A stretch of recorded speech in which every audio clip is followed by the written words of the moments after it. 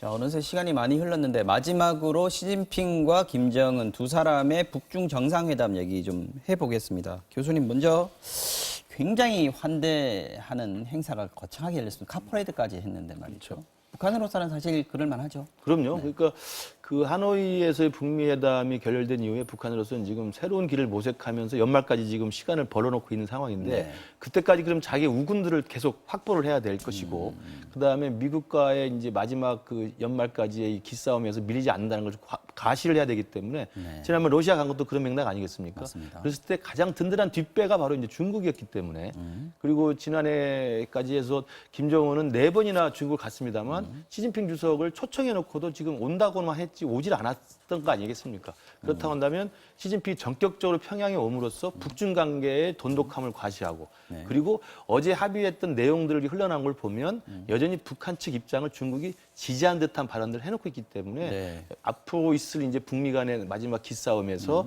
김정은에게 힘을 실어줬다 이런 것들을 보여주는 의미는 분명히 있어 보입니다. 그렇기 때문에 아마 김정은으로서는 굉장히 반가운 손님이었다고 볼 수가 있죠. 말씀하셨습니다만은 어제 사실 두 사람 회담이 공개된 것도 아니고 하지만 중국의 신문이라든지 이런 데서 좀 흘러나온 얘기들을 보면 구체적으로 뭐 획기적인 발언을 한 것 같지는 않습니다. 다만 김정은 위원장이 한반도 문제 성과를 원하는데 인내심을 유지할 것이다. 중국의 적극적인 역할을 요청했다. 이렇게 지금 나오고 있고요. 시 주석은 힘 닿는 데까지 적극적으로 돕겠다. 이렇게 화답을 했습니다. 어떤 의미라고 볼 수 있을지요? 저는 일단 북한의 극진한 환대는 네.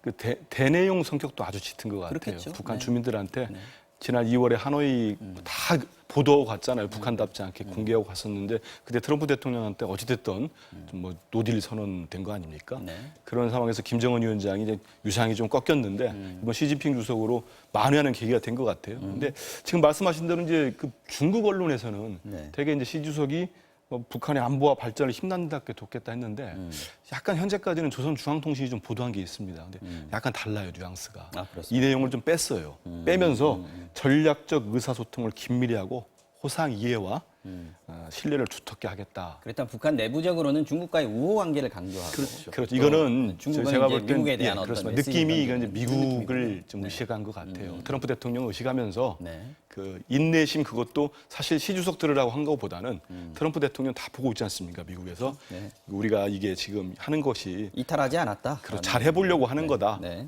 그럼 중국도 지금 남북미에 플러스 중국까지 끼려고 이렇게 하고 있는 건데 우리 뭐 청와대 입장도 나오지 않습니까? 결국은 모든 문제는 북미 간에 풀 수밖에 없다 네. 하듯이 결국은 뭐 비핵화 문제는 북미가 주도할 수밖에 없고요. 현재로서는 네. 그걸 충분히 중국도 지금 미중 무역 전쟁을 하는 중국도 알 것이고 특히 북한은 이런 식으로 나중에 뭐 정확히 보도되는 내용 다 봐야겠습니다만은 네. 현재까지 나온 거 보면은 중국에 비해서는 북한 그 언론들은 좀 수위 조절을 하면서 대미 관계, 대미 분위기 이런 걸 좀 조절하는 게 아닌가 이런 느낌도 듭니다. 도와달라, 적극 돕겠다. 지금 네. 시간이 얼마 안 남아서 좀 짧게 정리를 좀 전망을 해주셨으면 좋겠는데 그 얘기가 지금 현재 남북미 구도로 지금 대화가 이루어지고 있지 않습니까? 여기에 이제 중국이 끼어들어서 사자 구도가 될 수 있다 이런 전망이 있는데 교수님들 그건 보시면 조금 어떠세요? 지나친 기후 같고요. 물론 네. 그걸 경계를 해야 됩니다만 어제 시진핑이 이야기했던 북한의 합리적인 안보 우려 그리고 경제적인 어려움에 내가 도울 수 있는 만큼 돕겠다라고 이야기한 것은 경제 발전에 대한 우려를 돕겠다는 것은 도와주겠다는 지원의 의미가 있기 때문에 뭐 북한으로서는 당연히